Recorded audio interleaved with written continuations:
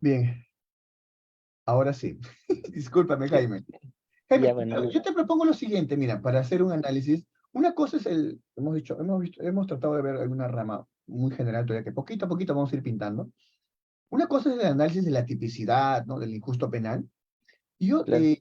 y otra cosa es el análisis de la determinación de la pena, ¿no? ¿Qué pena le imponemos? Lo que Claro. quería pedirte era que tú asumas una posición, yo también quiero asumir una posición, respecto de eh, si debe ser responsable o no cuando una persona devuelve el dinero, ¿no? Así, es lo concreto, se llevó el dinero del Estado, 15 millones de dólares, luego lo devolvió. ¿Ya? Ese es Ujú. en cuanto al tema el autor lo ha delimitado el debate en el riesgo permitido, ¿no? ¿Tú qué Iván, opinas? pero en este caso, o sea, en lo que propones, estás, para mí, ¿no? Estás dentro del desarrollo de lo que se diría el iter criminis. El iter criminis tiene etapas, ¿no? Estamos en la etapa, la última etapa del iter criminis es el agotamiento. Entonces, en este caso, el agotamiento en el delito de peculado es apropiarse del dinero o ya en este caso, la apropiación del dinero, ¿no? Y yo creo que con eso ya la comisión de delito ya está, ya se podría decir por determinar que sí existe una acción típica antijurídica culpable, sí existe, pero ya el hecho de la devolución, veamos, ¿no? Si esa devolución es posterior, yo creo que de alguna manera atenúa la responsabilidad, pero el delito tiene que ser sancionado.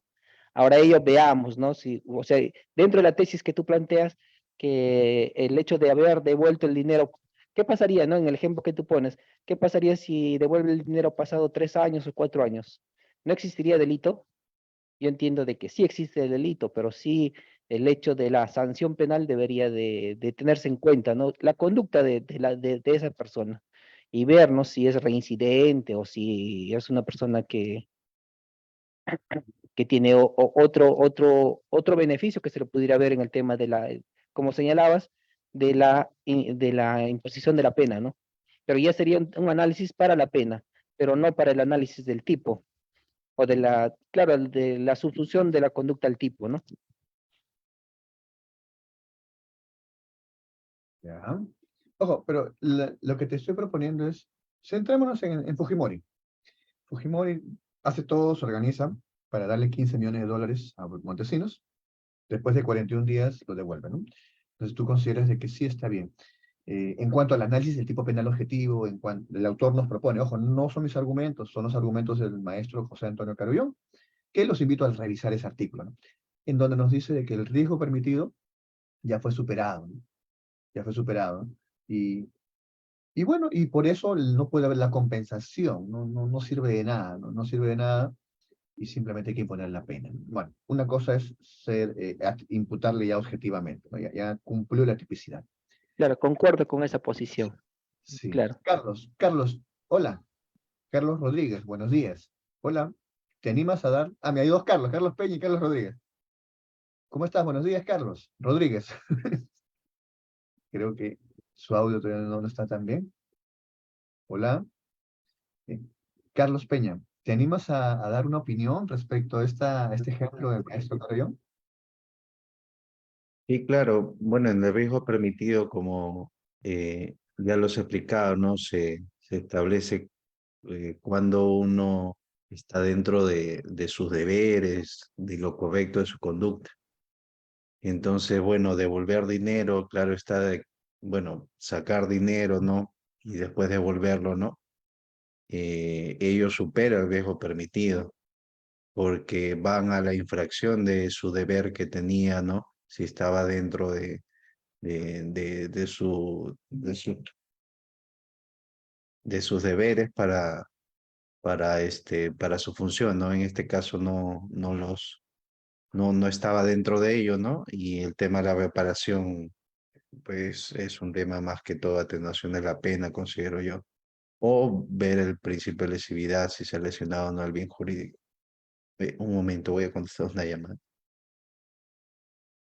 Ya está bien. ¿Saben, chicos? Yo cuando leí ese razonamiento, me pareció injusto. Pero claro, quizás no estaba pensando ya como abogado, ¿no? Sino como un ciudadano. Si yo veía, oye, se ha, eh, cogió 15 millones de dólares, lo ha devuelto.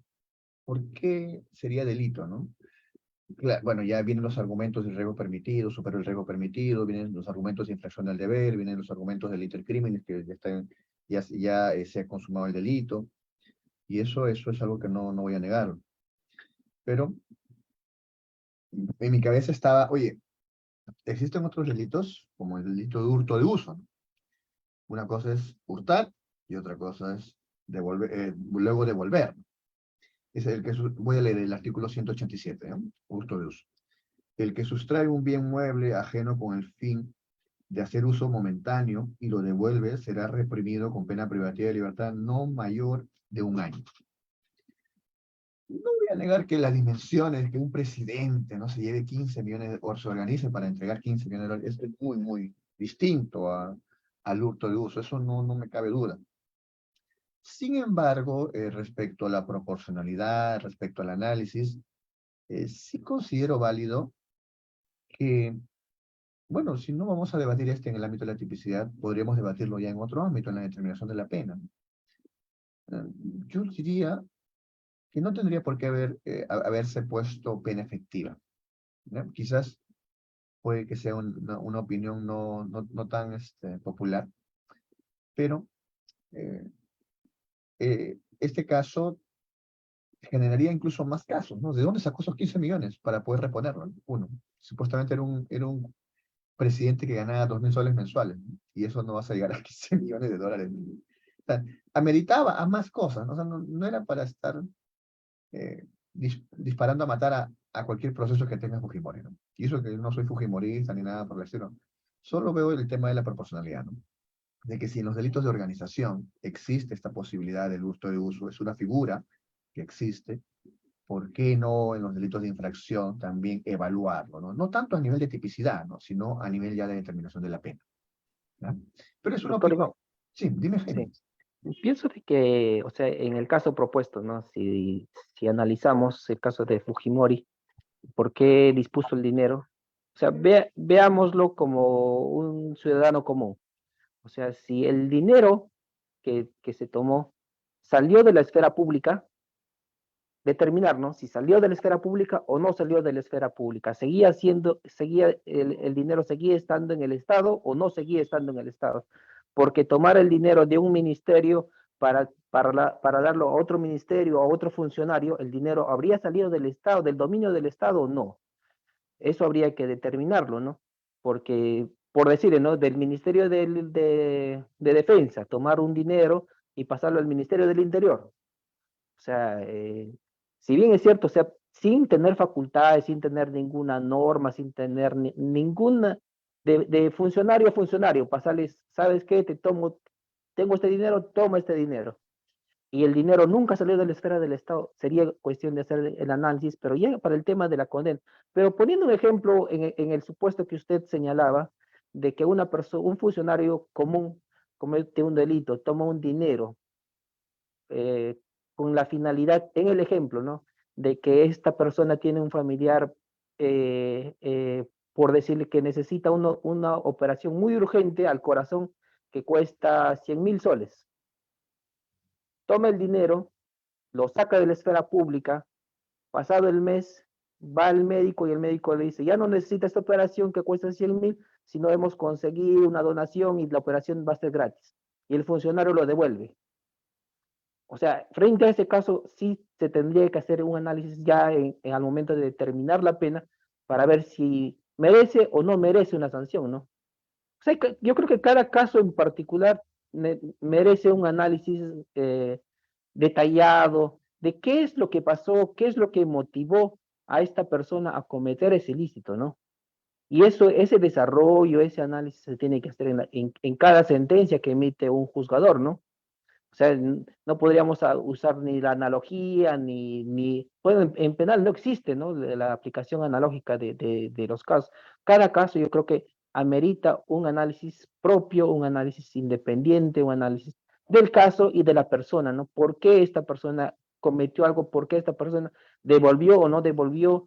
Y eso, yo creo que no, al haber agotamiento de un delito, ya de hecho que amerita una sanción, pero ya que esta sanción, como usted señalaba, ¿no? En el caso del peculado que se le imputa a Fujimori, si llegamos a un análisis de una tentativa, hay que tener en cuenta los tercios, ¿no? Que para la aplicación de la pena se tiene en cuenta de los tercios que para delitos cometidos, pero en el caso de tentativas también no sé, existe también la aplicación de tercios, pero ya no estamos en tentativas, sino estamos ya en un delito consumado, entonces ahí habría que haber la aplicación de los tercios, ¿no? Y del mínimo y el máximo de la pena. Ya. Jaime, ¿me escuchas? Jaime, yo te agradezco de Sí, todo sí. corazón que te animes a opinar y es más, a Carlos Rodríguez, que también está presente, también lo invito, ¿no? La idea es interactuar, conversar, compartir nuestras inquietudes. Lo que yo quiero proponerles, amigos, a ustedes y a los que nos ven, es que no nos olvidemos, no nos olvidemos que cuando vamos a proponer un debate ante el juez, ante el fiscal, debemos saber dónde estamos debatiendo, ¿sí? Puede ser un tema de derecho penal sustantivo. ¿Y qué cosa es eso, Iván? ¿Qué cosa es eso? Eso es lo que quiero que poco a poco vayamos entendiendo, ¿no? O derecho penal adjetivo, el proceso penal, ¿no? Tema de la prueba o tema sustantivo. En el caso sustantivo, tenemos que saber si es un debate de algún concepto general, como los principios del derecho penal, ¿no? Como la aplicación de la ley penal en el tiempo, en el espacio, de manera personal, o de pronto la determinación de la pena, ¿no? Consecuencias jurídicas, ¿no? Otra de ellas es la acción de decomiso, otra de ellas es la reparación civil, ¿no? La nulidad de actos jurídicos también es una de las consecuencias jurídicas que pueden existir. Y yo lo que quiero también invitarlos es a que nos demos o no dejemos de lado la teoría del delito. Por ejemplo, Jaime, tú me estás diciendo, ¿por qué lo hizo, no? Ya, esa pregunta, ¿por qué lo hizo? ¿Dónde lo situarías? ¿En qué parte de la teoría del delito lo ubicarías? ¿En el dolo de pronto? ¿Dónde lo ubicarías? ¿Te animarías a decirlo? Bueno, en este caso, ¿por qué lo hizo, no? Claro, estamos en la etapa subjetiva. Eh, Ya. yo pienso que ahí se tendría que analizar, ¿no? Si actuó con culpa o dolo, ¿no? Ahora, la culpa y dolo, veamos, ¿no? Si en culpa estamos negligencia, imprudencia, impericia, y ello nos va a motivar en sí, ¿cuál fue la intención, no? O sea, cuál fue el motivo por el cual esta persona tomó esa decisión de infringir la norma, ¿no? Pero no todos los... A ver, Claro que a esa etapa es difícil, como es una etapa preliminar, es difícil para una condena, o sea, hacer ese análisis tendríamos que, como es un aspecto subjetivo, es subjetivo. A quien le corresponde probar ello es al imputado, de todo por lo que estaba él pasando, ¿no? Y con ese análisis completo, pero... el, Sí, sí. porque generalmente, ¿no? Lo que decía, bueno, hay una serie de House que él dice, no todas las personas mienten. Es bien complicado meternos en la cabeza de alguien y decir, no, por esto cometió tal persona un delito. Pero nosotros tenemos como Tú lo el estás camino de la buscando como una forma de reducir la pena, como una forma de decir que no es delito. ¿Por qué estás haciéndote esa pregunta? ¿Por qué en lo la hizo? posición, en la posición que usted planteaba, o sea, usted planteaba de que el hecho de devolver el dinero ya no consuma el delito. Pues esa era la posición de usted, ¿no? Que no es delito, no, o sea, no habría perjuicio al Estado cuando alguien tomó un dinero y lo devolvió. ¿El Estado de qué manera se perjudicó? Ese fue el planteamiento que usted realizó, ¿no? ¿Ah? Esa fue su tesis. Frente a esa tesis, en mi posición, yo digo de que si existe un delito, si se consumó el delito, todo el intercrímenes se agotó y sí merece una condena. Ahora, el análisis de por qué lo hizo, o sea, el análisis del dolo, ¿no? Del dolo, necesariamente tiene que haber, o sea, tenemos que tener todos los elementos para poder entender si esta persona lo hizo, ¿de qué manera, no? Lo hizo de manera consciente, inconsciente, o algo que podría eximirle de responsabilidad, ¿no? Ya.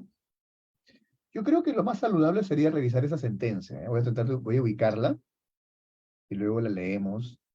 Yo no estoy señalando de que no sea impopular la propuesta, ¿no? Y lo más seguro es que mi propuesta es muy subjetiva, ¿no? No nada dogmática. ¿Ya?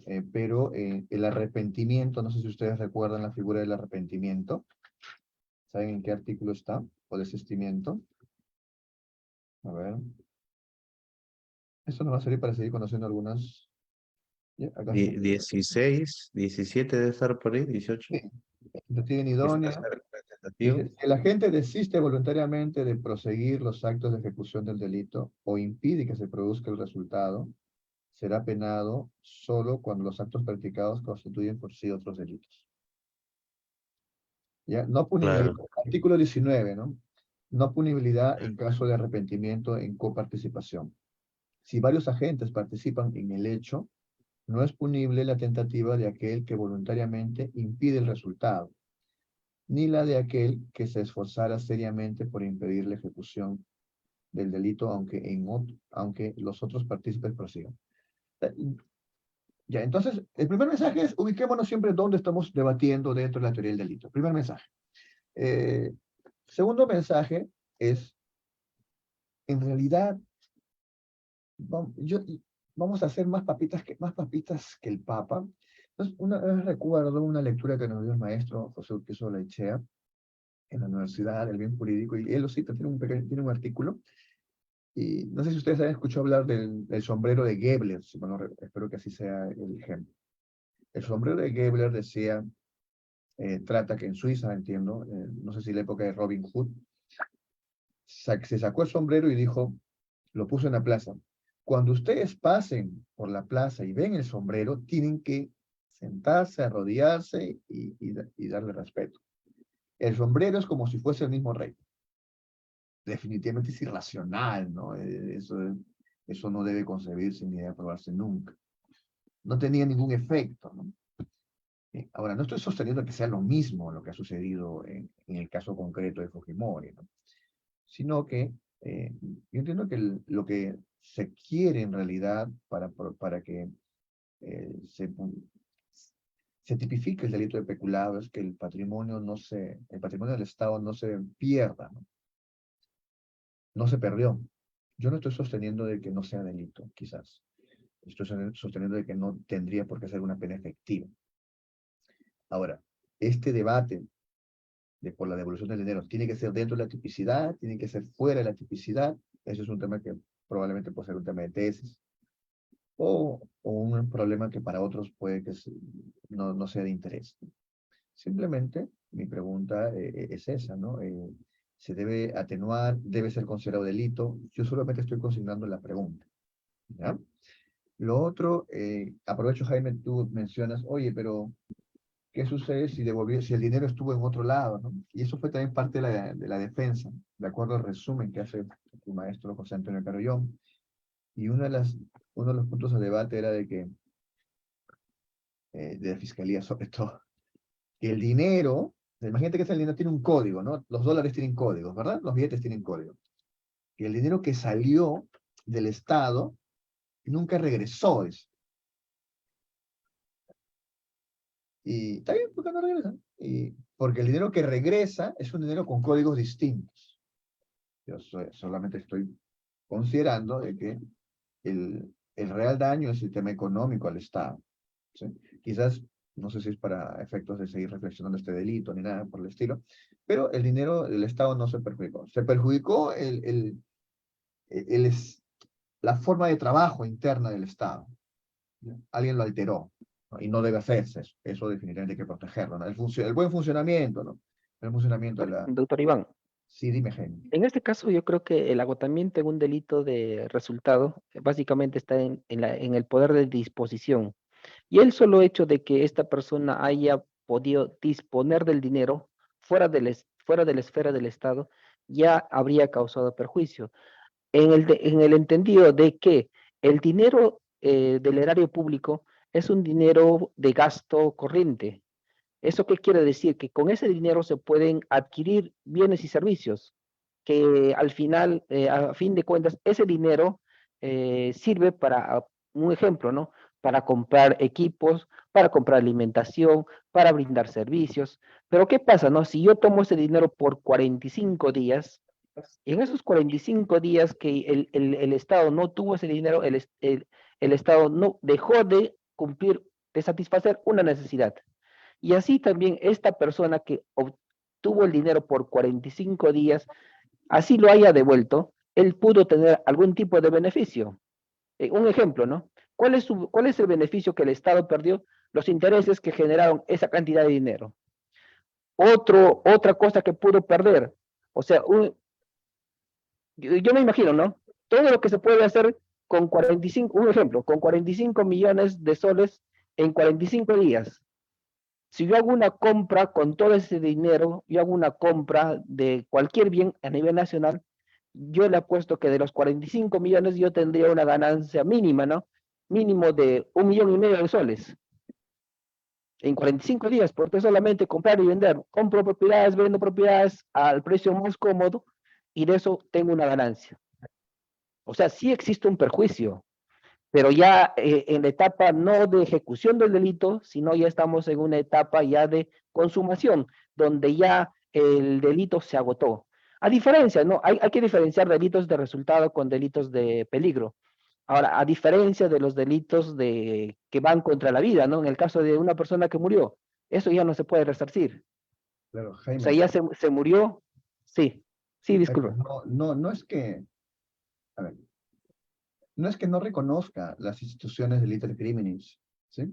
Ni tampoco los elementos del tipo penal en el caso de peculado, ¿no? No quiero, mi apreciación no es dentro del sistema dogmático, sino simplemente me he salido un ratito y he dicho interiormente, y lo comparto, ¿no? Oye, se llevó 15, devolvió 15. ¿Por qué vamos a mover todo el aparato, ¿no? Bueno, el aparato, respecto a ese delito, yo veo ahí está lavado de activos, de pronto usurpación de funciones, hay otros delitos, pero por el hecho peculado simplemente lo estoy cuestionando. Esto es con cargo a revisar la sentencia, ¿no? Porque este simplemente es un súper resumen, no es la sentencia. No es la sentencia. Y por ahí él opina, el jurista peruano, sosteniendo de que, oye, se pusieron a debatir que el billete, la numeración del billete salió y no regresó, esos mismos billetes que salieron no regresaron, por eso es que no se puede hablar de la compensación. Eso Ese es irrelevante. claro, él lo toma de forma anecdótica, ¿no? Yo imagino que cuando escribí esto sonreía, ¿no? Pero el punto está en que al final el Estado, ese dinero regresó. Puede que con pérdida de intereses, conforme hace la observación válidamente, Jaime. Pero creo que ha generado algo interesante, ¿no? Para poder revisarlo. Y yo sí quisiera revisar las sentencias de las personas que han marcado el país en alguna forma, ¿no? Por ejemplo, entiendo que también tiene una condena por quemar personas en el CIN, sin perjuicio de también el caso Barros Altos, que es el caso más emblemático en contra de Fujimori. Sí, tenemos que conocerlo. Así como lo que sucedió en Alemania, bueno, no se compara, ¿no? Pero con lo que pasó en Perú, pero ellos también lo investigan para que no vuelva a suceder.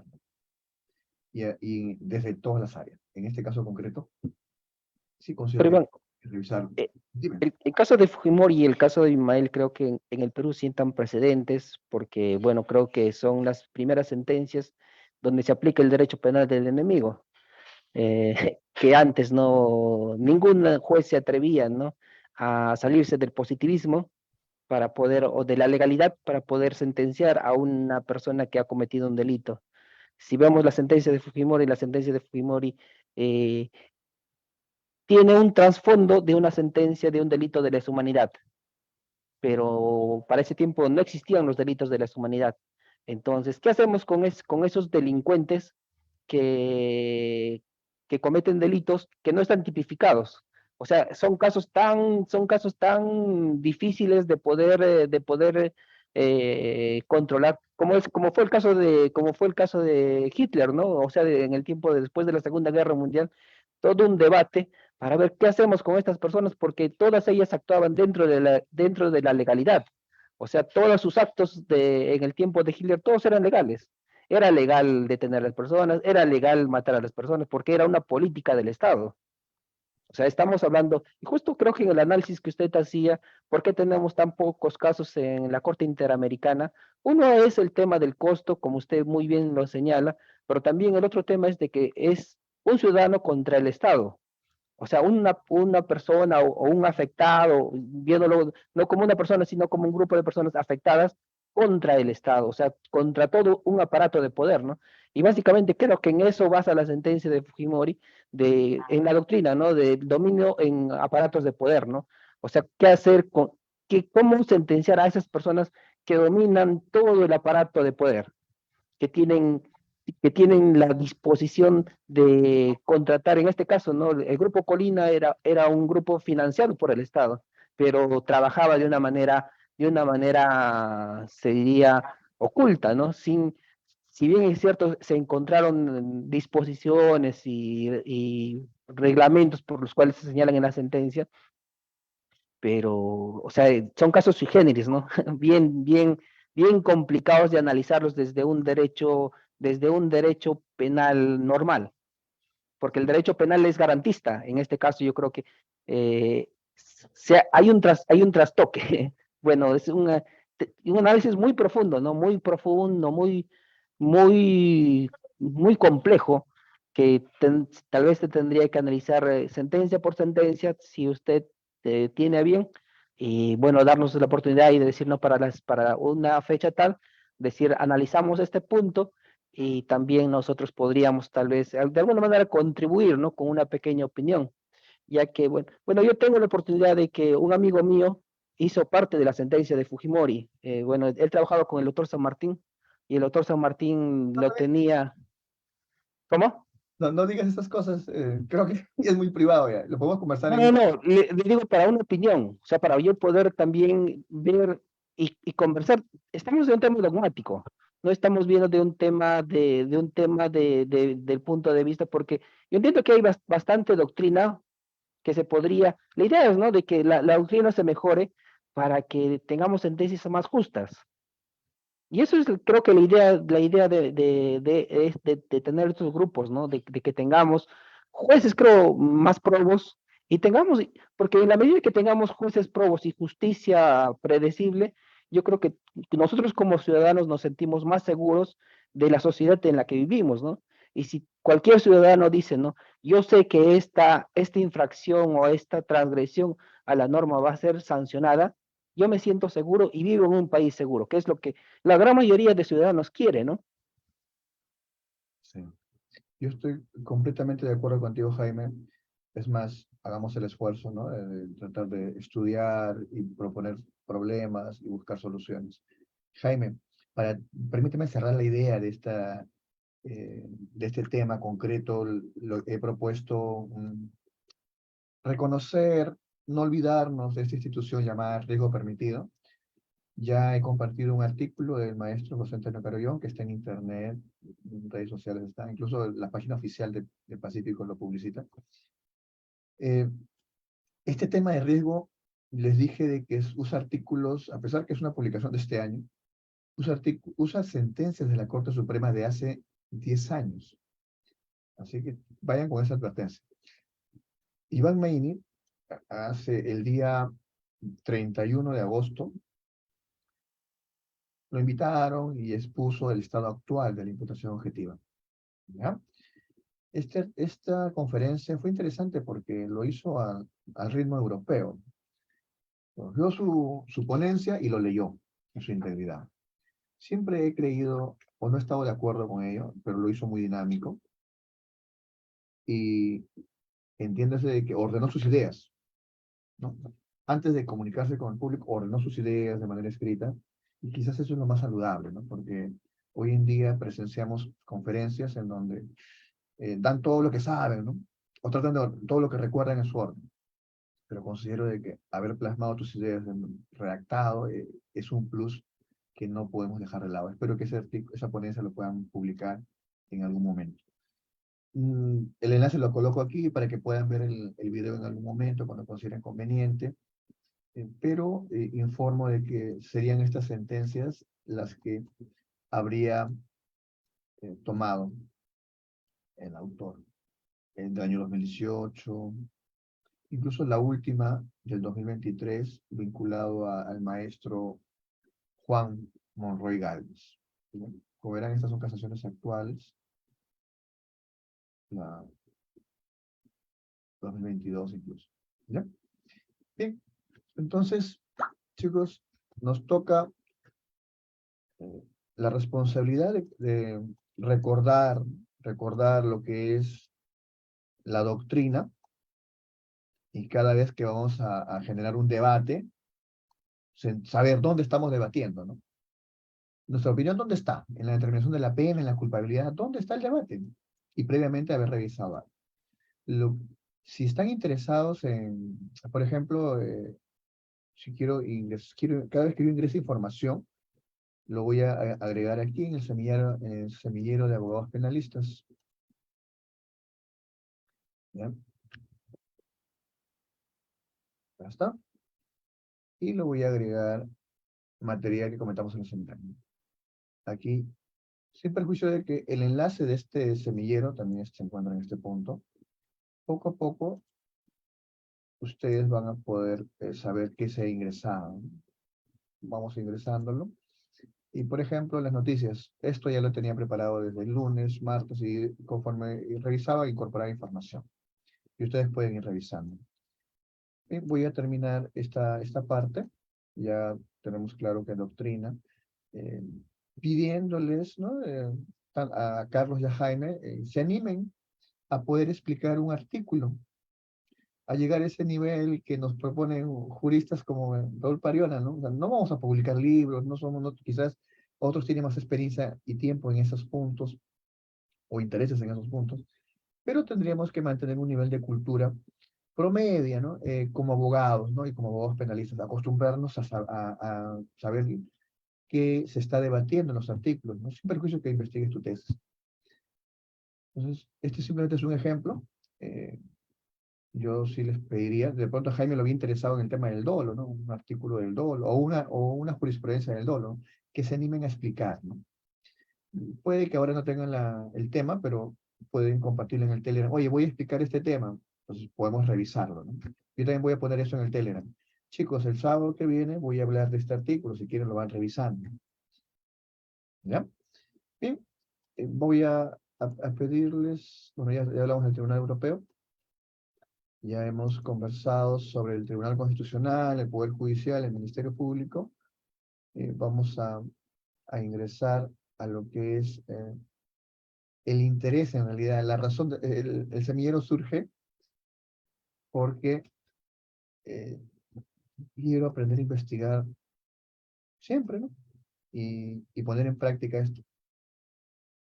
Hay un libro, como les había dicho en algún momento, Ricardo Ramos Núñez, estamos revisándolo y comentándolo poco a poco. Esto ya lo comentamos en su momento. Ahora vamos a hablar de esto. Consejos para el asesor. ¿Cómo asesorar una tesis de derecho? Definitivamente no somos asesores, pero vamos a aprovechar qué cosa tenemos que tener, qué tiene que tener en cuenta nuestro posible asesor. ¿Ustedes tienen asesor de tesis? No, bueno, Carlos todavía no, ya. Entonces tenemos que pensar en eso, no. Este momento también es para no olvidarnos, ¿no? Oye, tengo una tesis que hacer, quiero ser magista. Ese es para poder refrescar la motivación, ¿no? El asesor tiene que buscar en nosotros. Bueno, ¿cómo asesorar una tesis de derecho? Debe ser consciente que debe poseer, o sea, el asesor. Y supuestamente nosotros tenemos que tener en cuenta a nuestro asesor. Asesor metodológico, asesor técnico. Hay personas que manejan teoría de la prueba, pero no tienen metodología, ¿no? Y viceversa, ¿no? No sé si ustedes en sus universidades les enseñaban metodología de la investigación. A mí me enseñaron en los primeros años, ¿no? Me acuerdo que era Rondinelli, ya falleció, y un profesor llamado Nisama. Entonces, nos enseñaban a hacer fichas, temas quizás muy genéricos para un estudiante, ¿no? Pero estamos empezando. Pero metodología y dominio sobre tu tema de tesis, ¿no? Si no, no sirve, ¿no? Si le exigen eso al asesor, nosotros también tenemos que exigir eso, ¿no? A ver, si no tiene dichas cualidades, recomienda al pupilo, ¿no? Que sea sincero, ¿no? ¿Sabes qué? Yo soy especialista en teoría de la prueba, pero no soy metodólogo. Busca un metodólogo, ¿no? Nosotros tenemos que tener en cuenta esas dos cosas. Da una crítica, ¿no? La mayoría de los profesores peruanos, sobre todo, son, litigan, son jueces, son fiscales y también enseñan. Enseñan porque les gusta, ¿no? Y eso está bien. Pero para investigar como que no es lo suyo, ¿no? Es como que yo voy a enseñar a hacer resoluciones, pero si yo no hago resoluciones, yo litigo, o enseñarte algo vinculado al litigio, ¿no? De igual forma el fiscal. El asesor metodológico no se imagina que puedan hacerse tesis dogmáticas o especulativas. Ahí hay como que el yin yang, ¿no? Oye, el metodólogo no se imagina las tesis dogmáticas. Las tesis dogmáticas no tienen por qué ser de campo. Yo nunca he visto una tesis ya hecha monografía en donde se ha hecho un cuadro estadístico o haya una entrevista a los jueces, ¿no? Entonces el metodólogo no, como que encasillado no se imagina eso, ¿no? Esa es una de las críticas que da el autor, ¿no? Así que creo que el mensaje para nosotros sería, pensemos en el especialista y pensemos en un metodólogo. Ese sería el mensaje, amigos, ¿no? Eh, Ahora, ¿qué perfil tenemos que tener nosotros? ¿Qué perfil crees tú, Carlos, que debemos tener nosotros para investigar? Ojo, yo siempre les he planteado investigar académicamente e investigar como abogado litigante. Tiempo, ¿no? Tiempo, dedicación, entusiasmo, ¿no? Iniciativa para tu tema, persistencia, paciencia, ¿no? Disciplina.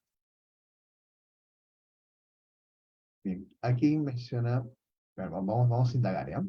Aquí menciona lo siguiente, Carlos. Van a vernos en nosotros, nuestro maestro no va a decir, oye, ¿este tipo tiene madera o no tiene madera? ¿No? Ese término me pareció eh, bien amistoso, ese término. Tiene que evaluarnos, ¿no? Nos va a evaluar, ¿y qué tiene que evaluar? Tiempo, lo que tú dijiste, ¿no? Creo que un poquito más. Ya bueno, vocación. Eh, Hay unas preguntas, ¿no? Para saber si tiene condiciones. Emprender una tesis, terminar una tesis. No siempre se trata de inteligencia, sino de persistencia.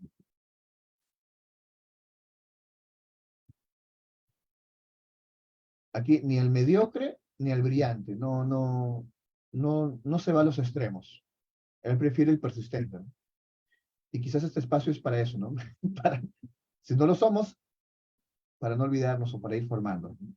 La persistencia, ¿no? Disciplina, ¿no? Y hay que tener una formación básica, ¿no? Entonces, si vamos a hablar de un delito, tenemos que manejar teoría del delito, ¿no? Eso no cabe duda, ¿no? Haber leído unos manuales, en fin. El nivel de cultura también nos propone que se revise, ¿no? Bien, vamos a cerrar esto. Y hay una ficha, ¿no? Una ficha que él tiene que llenar.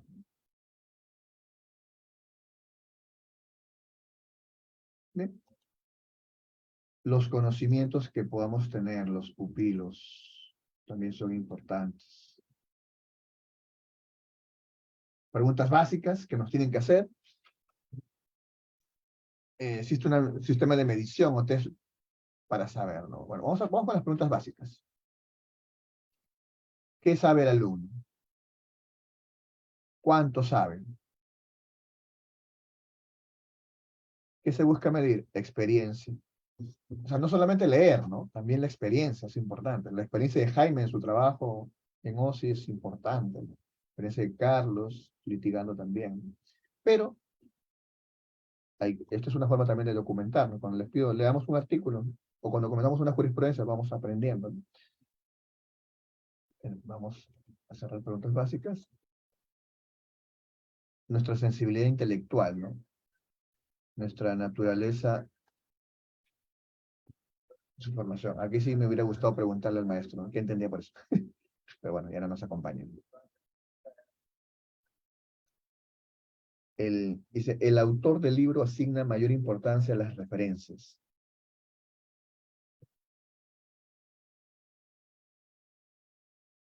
Entiéndese que el autor del libro es Carlos Ramos Núñez. Esta es mi opinión, voy a poner acá. Yo he puesto mal. No. A él es un manjar, ¿no? Vamos a usar el término, es un manjar, un pupilo, que no solo conoce derecho penal, pues, si está en derecho penal, o derecho civil, ¿no? Sino que también conoce literatura, sociología, antropología, ciencia política, historia, filosofía, ¿no? Así que son temas que probablemente ni siquiera lo vemos o lo pensamos, creemos que ser penalista es solo leer derecho penal, ¿no? Es más allá, ¿no? Bien. Hay un texto, Doctor Iván, sí, en este caso creo que es necesario conocer de todo para las tesis doctorales, porque las tesis doctorales son tesis filosóficas. En este caso, es necesario que este investigador cumpla con un conocimiento universal, ¿no? De todas las artes, ¿no? Para que pueda tener no dice pleno, ¿ah? su- No nos dice, ¿cómo? no nos dice un conocimiento pleno, ¿no? No es que tengas que No, sacar 20, ¿no? Pero sí conocimiento. pleno no, pero sí se entiende como algo, como un referente, ¿no? De que una tesis doctoral debería de tener ello, ¿no? Bueno, en el Perú hay pocas tesis doctorales con ese desarrollo, ¿no? Filosófico y profundo, ¿no? Creo que esa es la aspiración de cualquier estudiante, ¿no? Mm, Recuerdo, trato de hacer memoria, yo tengo mi hermano menor, no es abogado, pero es biólogo, de San Marcos. Él es magíster y está estudiando un doctorado ahorita en Chile, en biología, y me contaba que, me explicaba, oye, no, un magíster, el maestro simplemente es eh, para enseñarme, no, miento, para investigar, para aprender a investigar bien. Y el doctor es para enseñar, es más profundo, es para enseñar también a otros, ¿no? Como que lo diferenció de esos dos planos. Claro, la biología está en otro un plano distinto al nuestro, pero me pareció interesante ese mensaje que me brindó en una conversación informal que tuvimos. Bien, amigos, entonces tenemos esto que hay que preocuparnos no solamente en derecho penal, ¿no? Eh, Perdón que indague esto. Ustedes, en literatura, si yo les digo literatura, ¿qué libro se les viene a la mente? ¿No? ¿Tú, Jaime, te animas? ¿Qué libro se te viene a la mente? Literatura. Literatura, los 7 ensayos. Allá, Mariátegui, pero son, bueno, ensayos, ¿no? Yo pienso, yo soy hincha de Vargas Llosa. Vargas Llosa, La fiesta del chivo, La ciudad de los perros, no sé, Los jefes, me agrada, pero me topé con un libro que cojo el libro y lo suelto. Cojo el libro, no sé por qué. La Casa Verde. No sé si han escuchado la Casa Verde. Y es un libro importante en la bibliografía de él. Y luego, Claro, mm, continúa. sí, ¿no? Y luego es a Gabriel García Márquez, ¿no? Es curioso que he leído nada más sus libros en PDF o me han prestado y lo he devuelto. Incluso hay un mensaje en literatura que es que si tú te cortas una mano, ¿cómo te curas? Una curita, alcohol, no vas al médico, ¿no? Pero si tienes heridas en el alma, en el tema emocional, usa literatura, ¿no? Me pareció interesante el mensaje y comencé a recordar, ¿no? Mi época universitaria en donde, me acuerdo, y perdone que sea infidente, eh, terminé una relación, me dolió mucho, y me llegó un libro de García Márquez, que es El amor en tiempos de cólera. Qué bonito ese libro. Probablemente les pueda servir a los que, a los que están mal del corazón. y comienza a ingresar una aventura amorosa al final de viejitos vuelven a Doctor encontrar. Iván, pero en este caso, ¿no? La literatura, como lo ve, o sea, es bonito cuando, como usted señala, ¿no? Para una tesis, ese tema se trasluce en un análisis del tipo, ¿no? O sea, en un, llevar, porque la gran mayoría de historias tienen una connotación jurídica, sino que pocos hacen ese desarrollo, ¿no? Ese análisis, ¿no? Como crimen y castigo, ¿no? Debe de haber algunas tesis que hacen ese análisis de por qué lo Mucha hizo, literatura, o el análisis del desarrollo y en este caso sí se aplica la literatura, ¿no? sí, me hace recordar, ahorita me olvidé el nombre de la obra. Sí, me animé también a hacer algo parecido, ¿ah? Incluso, a ver, no sé si ustedes han escuchado hablar, oh, se me fue el nombre, el que hizo Río, el Río, Javier Herao. Javier Herao tiene sus libritos completos y al final explican también cómo murió, ¿no? Y ahí a mí me pareció interesante el tema del derecho penal. Pero bueno, ya. El punto está en que la literatura sí te sirve también para poder contextualizar temas históricos. La fiesta del Chivo es un tema histórico de alguna forma, como mataron al dictador, ¿no? En Trujillo. Bueno, en resumen, literatura hay que tenerlo, también nos sirve para poder comunicarnos, para poder aprender más contextos, más palabras. Una historia así pequeñita, doctor Iván. En Dime, Huánuco existía, o sea, hay un fiscal que escribió un libro de derecho procesal penal con una historia de de fútbol. Y también tenía un libro de tributario con una historia de pingüinitos.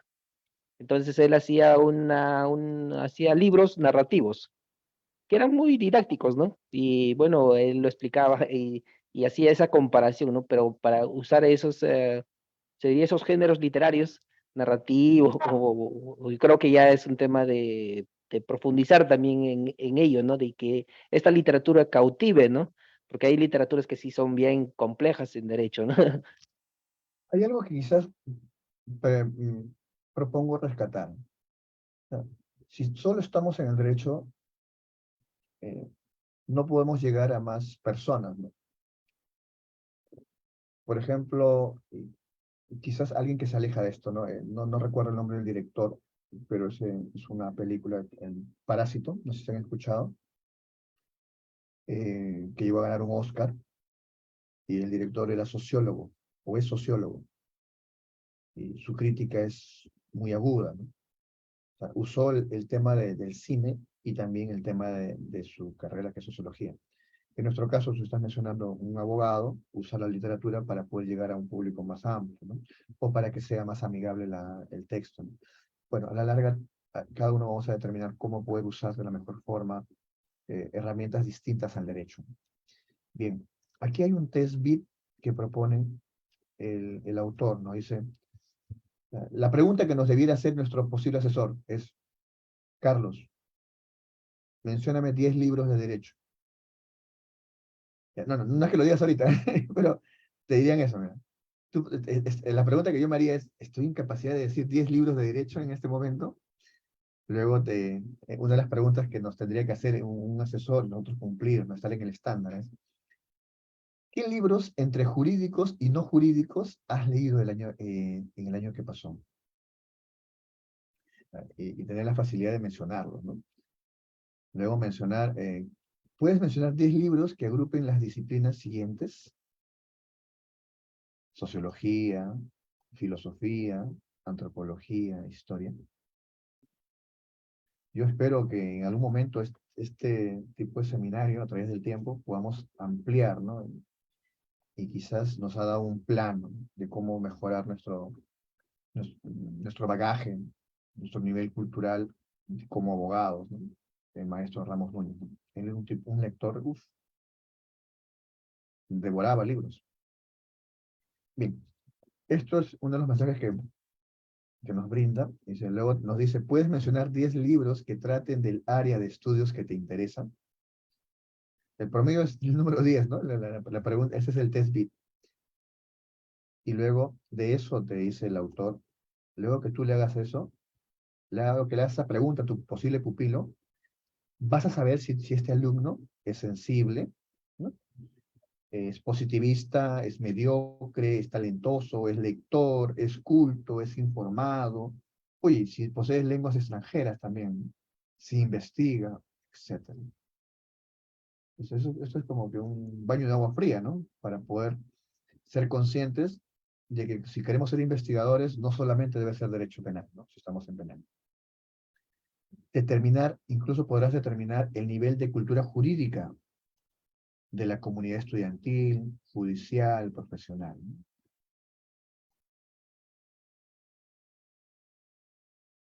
¿Ustedes están leyendo algún libro que no sea derecho?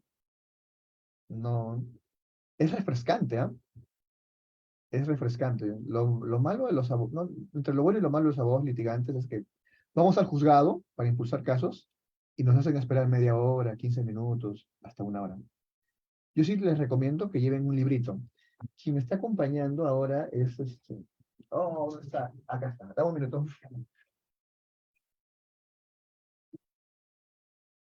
A ver. El diario de Ana Frank. No la acabo todavía, estoy un poquito más en la mitad. Es una adolescente que empieza a vivir la vida en la cual estuvieron los nazis en Alemania y cuenta algo de su vida, su evolución como adolescente, sus cambios físicos, su relación con su familia, ¿no? Y como que también hay temas de derecho penal ahí, ¿no? Hay una vuelta que darles, el nazismo. Eh, sí, considero que podría ser un pretexto también que la próxima semana se animen a coger un libro, no sé, pues Las penurias de Goethe, no sé, algo romántico, ¿no? Algo histórico. Y podemos comentarlo, o sea, nosotros también jalémonos de la mano, ¿no? Carlos, Jaime, vamos, ¿no? Anímate a leer un artículo, algo literario, ¿no? O de historia o sociología, ¿no? Sí podemos.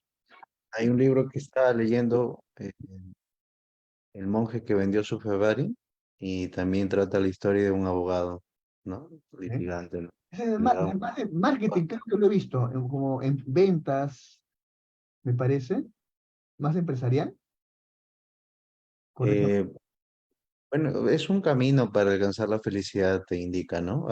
Es una fábula que te da esos consejos para alcanzar la felicidad, pero trata de un abogado al inicio, ¿no? Un abogado que en una audiencia se le da un paro cardíaco Wow. y examina su vida, ¿no? Que estaba alejado de su familia, que estaba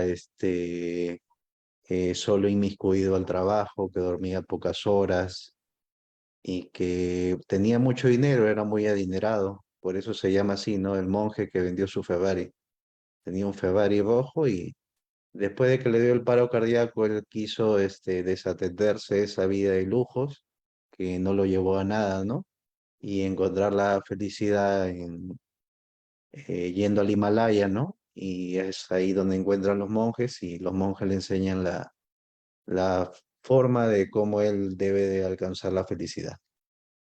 Es una fábula espiritual. Interesante mensaje, ¿no? Sí lo había escuchado. Jaime, Y y también sí, sí, es un autor, ese se llama Robin Sharma, que también tiene otro libro que se llama El Club de las 5 de la mañana, que te anima a levantarte a las 5 de la mañana y bueno, de 5 a 6 hay una hora y que lo dividas en 20 minutos cada uno, ¿no? En tres segmentos de 20 minutos.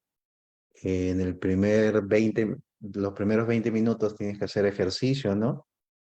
Bueno, ejercicio realmente agotador para que liberes todas las toxinas por medio del sudor y que tus niveles de estrés disminuyan. En el otro tienes que leer, culturizarte, escuchar, ¿no? Para que tu mente esté aprendiendo. Y los otros 20 minutos para meditar, ¿no? ¿Cuáles son las acciones que vas a realizar en el día? ¿En qué momento de tu vida estás, ¿no? ¿A qué se deben las situaciones que ocurren, ¿no? ¿Y por qué anima que sea a las 5 de la mañana? Porque normalmente a las 5 de la mañana hay una tranquilidad y una paz, ¿no? No llega todavía el ruido exterior, ¿no? De los autos, digamos, de las personas, ¿no? Eso. Otros consejos también dan, ¿no? En sí es una historia, ¿no? Pero quizás la parte más fundamental de ese libro es unirte al club de las 5 de la mañana y establecer como parámetro esa hora. Sí, Carlos, yo te agradezco, ¿no? Te agradezco los dos libros que nos has comentado. Puedes tomarle una fotito de los libros y mandarlo al Telegram para que otras personas puedan revisarlo, ¿no? Yo también quiero ir a comprarme ese libro. Me parece muy, muy bueno, ¿no? Quizás vivimos simplemente en el día, ¿no? O nos dejamos absorber por ese río del día, ¿no? Ah, no, tengo que estar en mi litigio, familia, y no nos pensamos a nosotros mismos. Qué bonito. Jaime, ¿te animas de pronto a algo que no sea derecho vinculado a información? Mira, Carlos se ha animado, yo también un ratito. O quizás para la próxima semana. Jaime, ¿estás ahí? Para la próxima semana. Jaime, no te preocupes. Sí, sí. Sigamos, ya creo que estamos por terminar. Nos hemos asumido sin querer queriendo dos sesiones. Creo que ha estado, no ha estado, está muy, muy interesante. Bien, entonces ya tenemos el test VIP, ya nos dijeron qué pueden evaluar de nosotros, ¿no? También hay un test que es útil. Bien, el test es útil para pregrado, eh, para los cursos de capacitación, ¿no? Y para evaluar entrevistas personales. Bien, por ahora vamos a quedar aquí. La disponibilidad también que justo había mencionado Carlos y Jaime. Esta disponibilidad, si trabajas, si tienes también dinero, ¿no? Para poder conseguir libros, que es importante. El tema del idioma, ¿no? Wow, qué terrible con el idioma. Entonces, no podemos dejar, creo que quizás también eso va a tener que ser jalado jalarnos de las manos nosotros virtualmente. ¿Ustedes cómo van con los idiomas? ¿Están viendo otros idiomas? ¿Todavía no está dentro de sus planes? Bueno, yo debo de estudiar este inglés por lo mismo de que exigen para la maestría, ¿no? ¿Es inglés o es otro idioma que es lo que te piden? Es otro idioma, ¿no? Pero me gustaría escoger inglés. Ya. ¿Tú, Jaime? Bueno, en mi caso estuve aprendiendo alemán por 3 años. ¡Wow, Jaime! ¿Te quieres ir a Alemania? Mm, ¡Wow, qué bárbaro! No, no tanto por querer ir, sino que, bueno, me gustó bastante y tuve la oportunidad de conocer a alemanes y, bueno, sí, me gustó bastante. Claro, es bien difícil, ¿no? He intentado, recuerdo cuando iniciaba, llegó una familia y, bueno, en Alemania acostumbran leer desde muy temprana edad. La familia tenía 3 hijitos, el mayor tenía 5, la segunda tenía 3 y el menor tenía 1. Ninguno, o sea, los 3 llegaron sin hablar nada de español, pero el niñito, que tenía 5 añitos, en 3 meses, 4 meses ya estaba hablando muy bien el español. Recuerdo que yo empezaba mis clases de alemán y voy a su casa y el niño me presta un libro en alemán.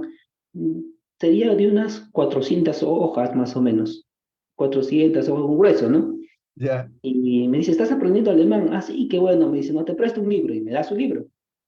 Regreso la siguiente semana y me dice, Jaime, ¿terminaste el libro? Me dice. Y yo le digo, espérate, pausa". Recién estaba con el tema de la traducción, con el tema de tratar de entender la historia. Y bueno, el niño de 5 añitos me dice, ¿no terminaste el libro? Bueno, me llamó la atención, ¿no? Y bueno, como compartía muchas cosas con ellos, lo que sí, los alemanes tienen una disciplina única, ¿no? Ellos, el papá, a las 7 de la noche empezaba bueno, a arroparlos, ¿no? Y empezaban a leer y a más tardar 8:30 ya los niños estaban dormidos. Pero sí, toda su costumbre antes de dormir era leer. Y tuve la oportunidad de participar en una de sus arropamientos. Y cuando empieza el papá, ¿no? El papá empieza la historia y de ahí empieza el niño de 5 años. O sea, era un libro que ya los 4 conocían. El chiquito, claro, no hablaba nada, ¿no? Pero Moritz empieza y empieza con, o sea, el libro, empieza a leer el libro le pasa a Morris y Morris empieza la lectura, luego le pasan a Amanda que tendría pues 2 años y medio. Y Morris me llama, hacia el oído me dice, ¿no? Me dice, mírala, ella no sabe leer, me dice, y se ríe. Y era cierto, o sea, la niña no sabía leer, pero sí repetía todo lo que ya se había leído de la historia. O sea, miraba las imágenes y ya ella decía, no, en esta imagen dice tal cosa y comenzaba, o sea, era la lectura, pero no sabía leer la niña ¿Era en alemán o en español que leían? en alemán. En alemán. Ah, Alemán, sí. Pero sí, o sea, imaginarnos, ¿no? A que un niño es como, he conocido personas, ¿no? De que muchas veces antes existían esos dibujos animados donde no había letras, no habían palabras, solamente estaba la imagen. Entonces, eso creo que al niño le cautiva bastante de que él hace la historia, ¿no?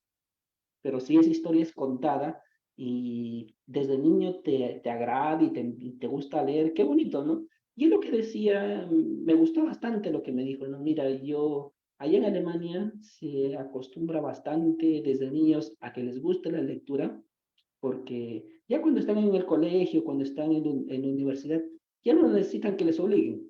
O sea, leen porque les gusta, no leen porque es una necesidad, no leen porque es una obligación, no leen porque, o no aprenden un idioma porque sea una obligación, sino aprenden porque les gusta. Y eso sí, en el Perú se sintió, me acuerdo de una fecha que se sintieron muy tristes por el tema de que nosotros los peruanos primero somos desconfiados. Desconfiamos de nosotros, desconfiamos de todo, a diferencia que allá en Alemania confían, ¿no? Confían en que el profesor es una persona dedicada y que te va a ayudar. Confían en el policía porque ellos creen que el policía es una persona honesta, de respeto. Entonces, eso es lo que a él le afectaba tenemos y decía, antivalores, ¿no? eso es lo que él le decía un día, y sí me acuerdo que se puso a llorar y me dijo, no, qué pena, me dijo, no, me siento triste, me siento impotente de ver de que ustedes aquí en el Perú no confían en nadie. Y muchas veces hemos pasado por tantas cosas, ¿no? Que ellos también, o sea, yo conocí a su papá y su papá fue uno de los niños que después de la Segunda Guerra Mundial, o sea, toda esa generación se quedó sin padres, solamente se quedó al cuidado de sus madres, ¿no? Una generación de niños que crecieron sin papá, porque los papás se fueron a la guerra, fallecieron, y, o sea, pese, ¿no? Que pasaron todas esas penurias, se diría, de la Segunda Guerra Mundial, porque fue todo, la guerra fue atroz. Al término de la guerra fue atroz porque ingresaron los rusos y los americanos y habían abusos a mujeres, habían tantas cosas, ¿no? Pese a todo eso, las mujeres, creo que en eso sí, la mujer alemana como la mujer peruana, yo creo que hay mucho que valorar y mucho que enaltecer, ¿no? De cuán importante es tener una madre que te pueda guiar, que te pueda aconsejar, y desde niño, ¿no? Hay una película y creo que es un libro de un médico norteamericano que su mamá no sabía leer, pero su mamá le decía, no, mira, tienes que leer, tienes que ser mejor, y fue uno de los mejores médicos, creo, ¿no? O sea, y creo que eso es lo que a nosotros nos falta, ¿no? Nos falta como peruanos, que nos guste las cosas, que queramos hacer las cosas porque queremos, no porque nos obligan, no porque queremos una nota, sino simplemente porque nos gusta, ¿no? Nos gusta ser felices, nos gusta compartir, nos gusta vivir, y eso es creo que la esencia de cualquier ser humano, ¿no? Bien, Jaime, yo te agradezco que hayas compartido parte de tu vida. La verdad que también nos sirve para nosotros poder orientarnos, ¿no? La disciplina y la lectura es importante. Bien, chicos, yo con esto entiendo que estamos culminando, nos hemos metido otra hora más de semillero y les agradezco la paciencia y la tolerancia. Ahora, la siguiente semana sí voy a enviar hoy día un artículo vinculado al dolo. Voy a tratar que sea lo más actual posible para poder también hablar, espero que lo puedan revisar de aquí al siguiente sábado. Y conforme voy incorporando información, ustedes también pueden ir revisando el enlace semillero. Bueno, por ahora les agradezco a ustedes, Carlos, Jaime, las personas que se han animado a ver el video, que compartan, que se animen a participar también. Y que tengan un excelente fin de semana. Carlos, Jaime, los invito a que puedan despedir también. Gracias, Iván. Gracias, Jaime. por el día de hoy. Realmente han sido 2 horas muy buenas y realmente he aprendido bastante. Y nos vemos el otro sábado desde las 10 de la mañana y nuevamente trayendo nuevos temas, ¿no? Eso hay que traer nuestro aporte, ¿no? Y cada uno aprendemos, eso es lo bueno. Y invitar nuevamente a todos, ¿no? Que se unan al semillero de penalistas el otro sábado. Espero que puedan sumarse más personas. Gracias y que tengan un buen fin de semana. Gracias, Iván, gracias, Carlos. Y de igual manera, invitar, ¿no? A todos los profesionales abogados y los que estén interesados en la lectura, que se hagan parte de este grupo, ¿no? Que, bueno, gracias a ustedes, Iván, Carlos, por haberme aceptado. Y bueno, pues lo importante es aprender y cada día tratar de ser mejores, ¿no? Bien, bien chicos, buen fin de semana. Disfruten. Disfruten a relajarse mañana y hoy día. Chao.